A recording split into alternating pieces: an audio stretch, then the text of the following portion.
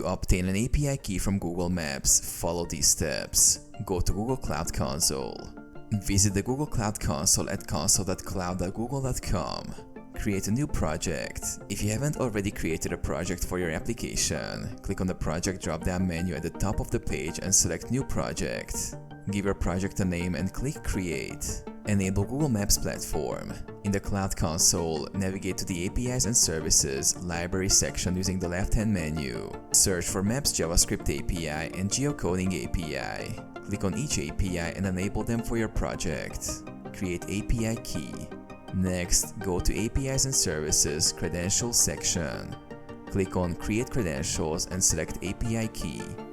Google will create an API key for you. Restrict API key. For security, it's recommended to restrict the usage of your API key. You can restrict it by HTTP referrer, IP address, or by Google Cloud Service. Use API key. Once created, copy the API key provided.